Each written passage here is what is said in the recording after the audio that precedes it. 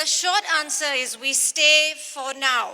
But the reasons that I am here to advance are different from the reasons that you have heard today. I know the argument. We should not destabilize the government. We should not risk the government falling before the next GE. We must act in the interest of the country. And with a general election expected around the corner, we should hold the government together until then.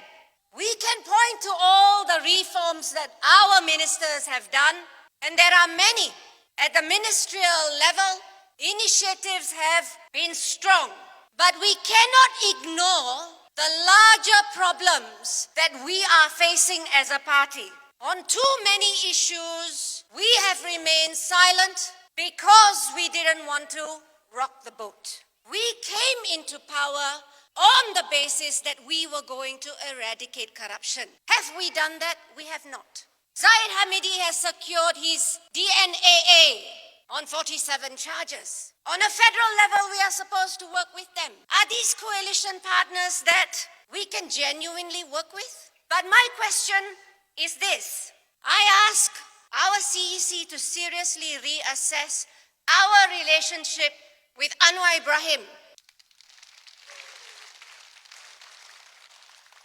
Instead of bringing the coalition partners together, what has he done? He has divided us, pit one against the other, empowered UMNO. Why? We cannot afford to ignore that. Amboi, aku ingatkan lepas dengan ucapan Sanjit Kaudio ni, DAP nak keluar kerajaan dah. Sekali hujung-hujung dia kata, stay dulu. Aku terkejut. Kau tak terkejut ke? Sanjit Kaudio, anak mendiang kapal Sing, bangun dekat Kongres DAP lah baru-baru ni kan. Dan kritik PMX depan-depan. Dia kata DAP ni kena nilai semula hubungan dengan Anwar Ibrahim ni. Dan kenapa? Sebab pada pandangan dia, Anwar Ibrahim ni bukan menyatukan rakan gabungan, tapi memecah belahkan mereka dan dalam masa yang sama memperkasa UMNO ataupun empowering UMNO. Ayat dia dahsyat. Bab reformasi pula pun kena. Kerajaan dapat kuasa dengan janji nak lawan rasuah. Dah berjaya ke? Kata Sanjit. Belum. Lepas tu dia bangkitkan DNA Datuk Seri Dr. Zahid Hamidi lah dalam kes 47 pertuduhan. Siap tanya DAP sendirilah. Di mana DAP? Di mana suara anda? Kenapa diam? Yang ni aku setujulah. Kalau dulu bukan main lantang kan.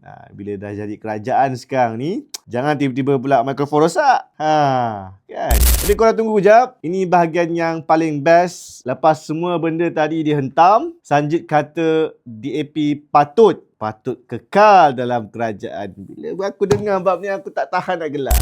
Katanya nak stay lah untuk baki lebih kurang 18 bulan ni, nak cari balik suara DAP, nak bina semula keyakinan rakyat dan bersedia kalau akhirnya kena kembali jadi pembangkang. So jadinya PMX bermasalah, reformasi ni dipersoalkan, suara DAP hilang, hubungan kerajaan pun kena nilai balik, tapi kerajaan jangan keluar dulu. Aku faham lah, mungkin prinsip tu boleh dinilai semula lah. Tapi bila kau dah dapat jawatan tu, kerusi empuk kau tu, janganlah dinilai dulu. Ceplos masuk! Ceplos masuk!